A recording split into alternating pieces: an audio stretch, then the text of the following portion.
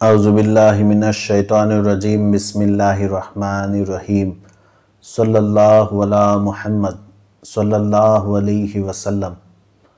আল্লাহ নবী দুজাহানের বাদশাহ সরকারে দো আলম সাল্লাল্লাহু আলাইহি ওয়াসাল্লামে কয় কুরবে কিয়ামত মানে যেতিয়া কিয়ামতৰ বহুত ওচৰ হৈ যাব তেতিয়া কিছুমান বস্তু দুনিয়াৰ পৰা উঠাই লোৱা হ'ব।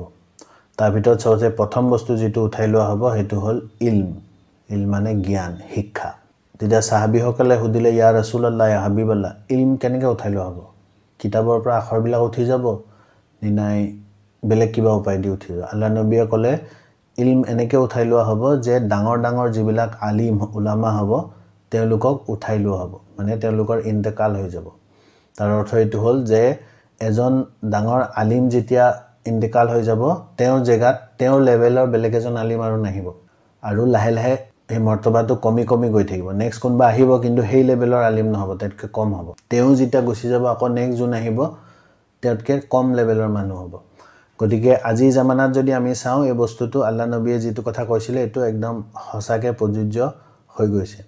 আমাৰ হাতত আজি বহুত এটা সহজ এটা বস্তু যেটো মোবাইল ফোন বুলি কয়, তাতে যদি চাব যোৱা হয় বহুত ইনফৰমেশন ইয়াত আছে, যেনেকৈ গুগল হওক বা ইউটিউব হওক ফেসবুক হওক বেলেগ বেলেগ বস্তুত বহুত এনেকুৱা ভিডিঅ'জ আছে বা লেখা ব্লগ আছে যিবিলাকত বহুত ইনফৰমেশন পায়। কিন্তু তথাপিও আজিৰ যুগত আপুনি চাওক ইলম কিন্তু কমি গৈছে মানুহৰ। এতিয়া ইলম বুলি ক'লে যদি অকল শিক্ষা বুলি কওঁ তেতিয়াহ'লেতো মানুহে বহুত ডাঙৰ ডাঙৰ ডিগ্ৰী লৈছে বোলে, ডক্টৰেট হৈছে, কোনোবা মাষ্টাৰ ডিগ্ৰী হৈছে, কিবা হৈছে ক'ব পাৰে কোনোবাই। কিন্তু সেই শিক্ষা যেটো পাইছে হেতু আসল দিশত ব্যৱহাৰ কৰিবলৈ কেইজনে পাৰিছে? যদি আজি যুগত হেতু চোৱা যায় তেতিয়াহ'লে গম পায় হসাকে ইলম আমাৰ মাজৰ পৰা লাহে লাহে উঠাই লৈ গৈছে আল্লাহ ৰাব্বুল ইজ্জতে। আৰু সাগে কৰবে কিয়ামত এই ইলম একেবাৰে নাথাকিব।